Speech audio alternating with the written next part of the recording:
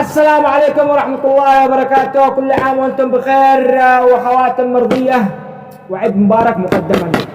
وعظم الله الشعب اليمني، أدعي الشعب اليمني في الداخل وفي الخارج بكل شيء. يعني حسبي الله ونعم الوكيل ولا حول ولا قوة إلا بالله عليه العظيم. على الحادثة حق اليوم 100 قتيل ومدري كم جرحى بالمئات الجرحى. هذا بسبب ايش؟ الجوع، الفقر، وسبب سيطرة المجوس الروافض عيال الحرام الحوثة، هم سبب هذول الناس. أصبح المواطن اليمني يفضل بالموت لأجل ايش؟ لقمة العيش، لقمة العيش. وهذا ليش؟ لأنهم لا رواتب ولا شيء ولا شيء. أهم شيء خلونا أدخل لكم كيف الحادثة حق اليوم الذي حصلت في العاصمة صنعاء في الازدحام هذا قوة الدفع.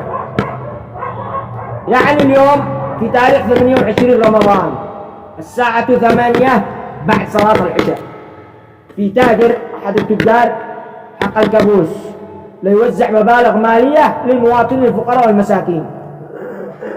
طيب قال لكم دارين كيف الوضع حق الشعب اليمني بالذات بهذا الوضع الحالي اللي احنا به.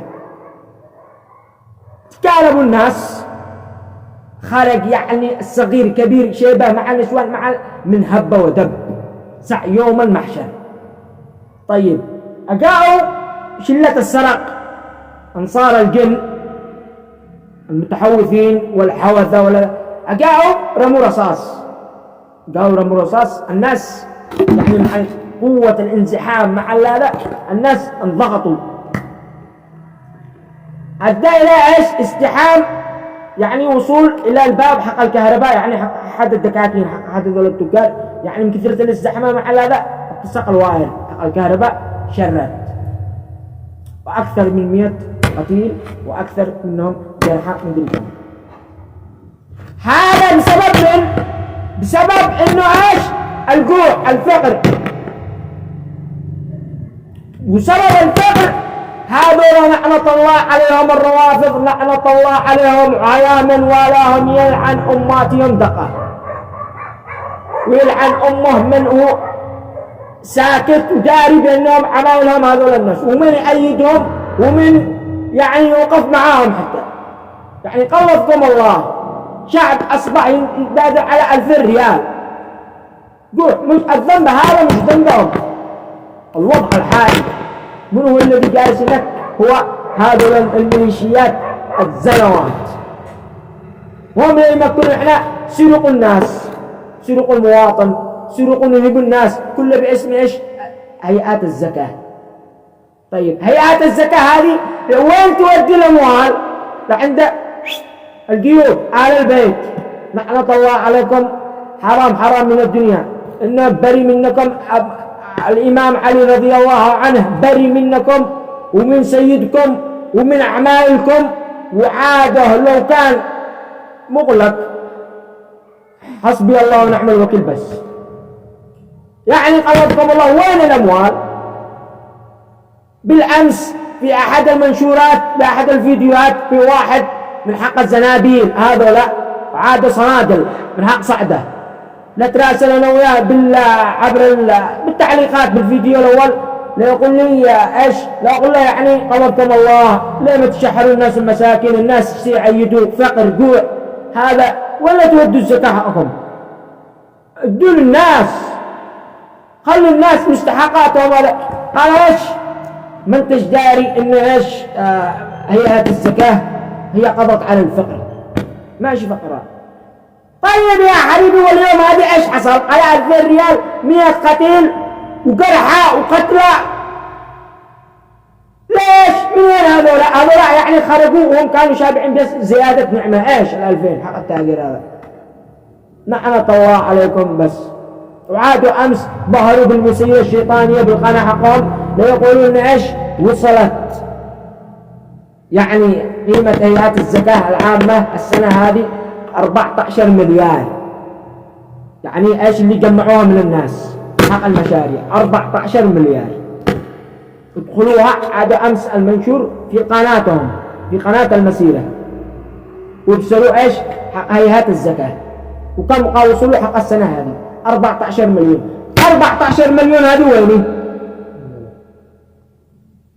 مليار، عفوا مش مليون، مليار، العفو منكم، 14 مليار، غلطوا انتوا مليون، 14 مليار.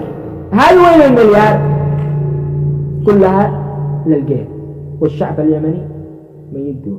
وعاده اللي تلقاه مسكين تلقاه خلاص ما يشتري لهمش لا راتب، قد طلع لهم البلاد كلها يسرقوها من مؤسساتها، من إدارتها، من أعمالها، من يعني الاستثمارات حقها كلها طرحوها لهم. أصبح المواطن لا معه هكذا يعني شوية ضمار وكل شيء، وراح يبني نفسه شيء لقمة العيش، نعيش تيش زيادة نعمة لقمة العيش إنه يكفي يومه. يجوا يدي حق الزكاة، يدي حق الهواء، يدي حق الأكل، يدي حق الشرب، وحق الجلسة، وحق الطريق، وحق هذا، يلا هو كثير من هذول الحاجات. يعني يصبح الرجال المواطن يا رجال شباب وهم شباب، أشهد لله شهادة من قمة الشباب لا ينتحروا. ليش؟ سبب المعيشة حقهم، قلة المعيشة، وكلوا حقوقهم، وكلوا كل شيء. ايش طرحتم للشعب؟ نعمة الله عليكم على اللي يأيدكم، ونعمة الله على الشرعية زيد اللي مرضية تتقدم بنت الكلب وتحرر ناس يعني مساكين منتظرين لهم جالسين تحت يعني ظلم الحوثي واستبداده وكل شيء، مراعين متأملين بالشرعية أو الجيش الوطني، متأملين بهم، وبالأخير يجي يعمل لك عدم صلح وياهم. اشتي يرجع الحوثي هذا الظالم من قائمة الإرهاب إلى شريك بالدولة. الله يرحم الله. يعني قدروا الناس منتظرين لكم في إب، في تعز، في نحات تعز هذه، يعني في صنعاء، في كل قوم باغرين من الحوادث، باغرين. تعرف ايش كلمة باغرين؟ تقدموا هم يساندوكم، لكن جالسين لكم حسبي الله ونعم الوكيل بس. يعني كم من مظلوم وكم من مسكين وكم ما تتحملوها انتم. هذه رسالة لعند رشاد العليمي ولا قيادات الرئاسة كلهم القيادات، من كان له صلة في هذه الدولة وله كلمة في هذه الدولة، أبناء السيطرة الحوثي أبناءه منتظرين لكم ومتأملين لكم، وهم في ذمتهم. كل ما زادت الهدنة، كل ما زاد ظلم الحوثة لشعبهم للمواطنين لهم. اتقوا الله، حرروا الناس. كم يا ناس، كم الناس أصبحت قبل أمس عاد بالصبح هكذا في صعدة، في محافظة في مديرية كتاف، في مستوصف أحد العمال مستوصف دخل، يعني سبب قلة المعاش، سبب الذي تكالبت به الحياة مع أسرة، مع هذا يعني ضاقت عليه الدنيا، قام وانتحر بعزة شبابه. ضرر لذمة منه. اتقوا الله، اتقوا الله بنات، اتقوا الله، حسبي الله ونعم الوكيل.